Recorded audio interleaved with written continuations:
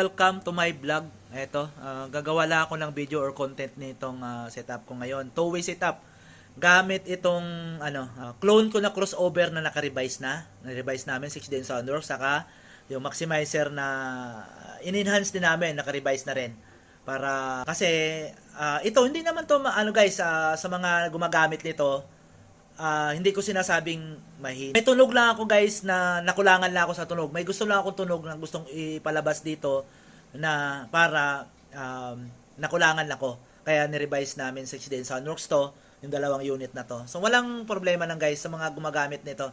Nasa inyo na lang po yan kung ano po yung, kung tama na sa inyo or ano ba yung kulang or okay na sa inyo. So iba-iba tayo ng taste pagdating sa setup. So bago ang lahat muna, magpo-promote pala muna ako ng YouTube channel namin, 6D Soundworks sa YouTube. Yan, paki-like and share and paki-subscribe kami para madagdagan subscriber namin. Then sa main profile ko sa Facebook, yon, Mari Indiala. Yan, meron ako mga ina-upload na video na ginagawa namin sa 6D Soundworks. Then paki-like and share and paki-follow na ron para updated din kayo sa mga videos na ina-upload ko na ginagawa namin. So, ayan guys, bago tayo mag-soundcheck, papakita ko muna sa inyo yung simpleng setup ng two-way muna. Bago natin marinig yung tunog ng naka-revise na dalawang maximizer at saka clone na crossover. Ayan. So, dito lang pinaka-simpleng setup niyan. Gayan, gamit ako ng for channel ko na mixer. Pasok dito sa maximizer. Then, yung out ng maximizer, pasok dito sa EQ. Yung out ng EQ, ng channel 1, pasok dito sa crossover. Tapos, yung low ng crossover is pasok dito sa right channel ng amp natin na music audio. Tapos, yung mid-high kasi two-way tayo, sama yan, dito sa left channel. Yan. Yan, simpleng setup lang yan, no? Left channel lang lahat ng ginamit natin kasi mono amp. Yung right channel natin is bass, left channel natin is mid-high. So nakaparallel ang mga speakers na ginamit natin diyan. Yung mid-high natin dalawa. Yan, nakaparallel 4 ohms. Tapos yung sub natin, dalawang sub din, nakaparallel sa right channel. Yan, napakasimpleng setup guys. Two-way setup muna ngayon, pero magse-setup ako ng three-way para marinig nyo rin yung three-way, yung balance ng tunog ng three-way na naka-enhance or naka-revise na dito sa crossover na clone ko. Yan, paparinig ko sa inyo. Yan. Yun, ngayon, ayan. Ayan guys, sa-sound check na tayo. Ayan tayo guys ng cellphone tapos Bluetooth lang. Ayan, Bluetooth lang natin. Tapos gamit tayo ng ito sa mixer, cellphone to mixer lang. Bluetooth tayo. Play tayo music. Yan, ito lang ang pag-testing natin. Yan. Tapos, sigyan natin ng, signal. Yan. Tapos, mid-high muna tayo guys, mid-high. Yan, Yan ang settings natin sa crossover kayo. Lakas na, hindi pa tayo makapihit, Yan. Yan ang revise namin guys. Hindi tayo makano sa lakas.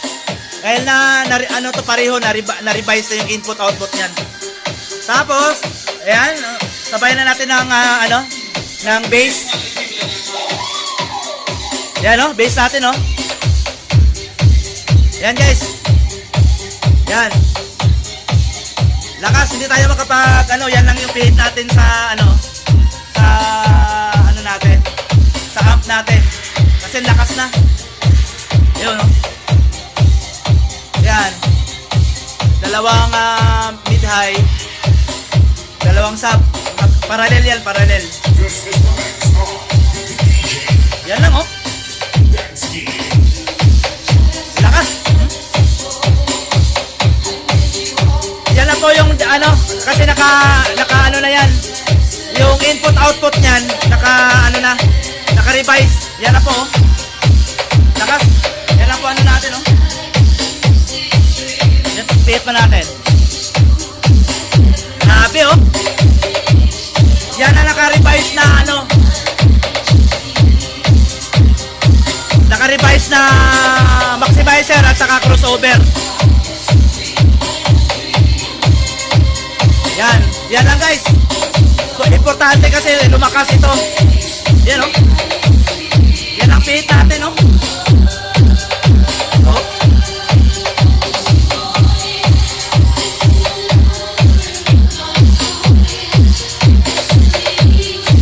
Yung frequency natin, kasi 2-way. Yan ang frequency lang natin oh. 2-way. Tapos volume natin, yan lang oh. Yan. Ito sa bass, ito sa mid-high, 2-way. Oh, yan lang oh. Yan lang ang settings natin sa ano, sa equalizer. Yan oh. Kabilang channel ito ginamit natin. Yan ang 2-way. Grabe oh. Lakas.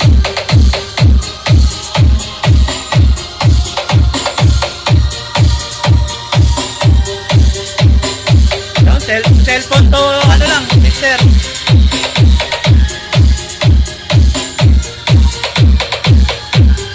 Yan oh.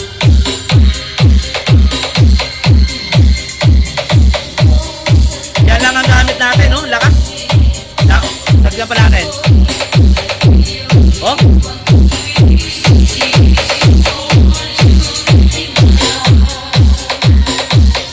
Nagwawala na, ganyan lang. Grabe lakas, grabe na yung lakas niyan. Ayan oh. Kasi ano eh.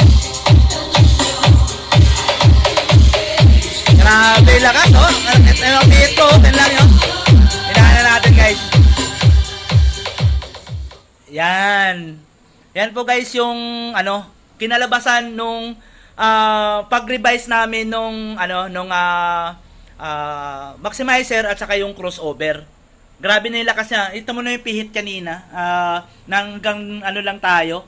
Siguro mga dito lang tayo sa ano, nakita nyo naman. Tapos hindi tayo makapagpihit dahil yung input natin ng sa crossover natin lumakas na dahil po naka-revise na siya. So, yan ang revision namin sa XDN Sunworks guys. Nakita nyo naman yung pihit ko sa ano, yung ano ng input sa ano sa EQ, pero hindi na mapihit.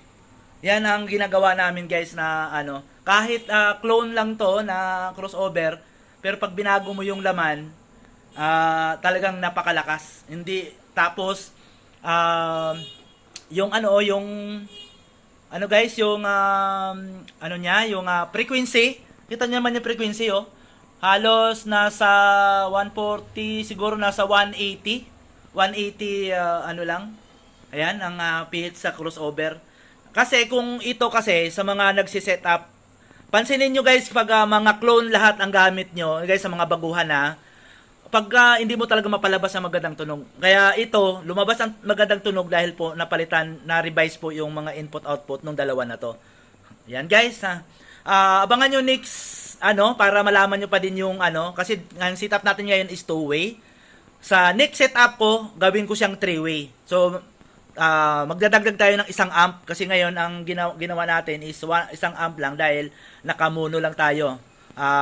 Kabilang channel is mid-high, kabilang channel is bass. So, yan ang ano natin. Yan guys, hanggang dito na lang yung ano ko, yung video ko. Bago ko magtapos, magpo-promote muna ako ng YouTube channel namin sa XDN Sunworks sa YouTube. Ayan, paki-like and share and paki-subscribe. Then sa Facebook main profile ko, Marin Jala. Yan, paki-like and share din yung mga videos ko para updated kayo sa mga ina-upload kong videos and paki-follow na din po. Salamat.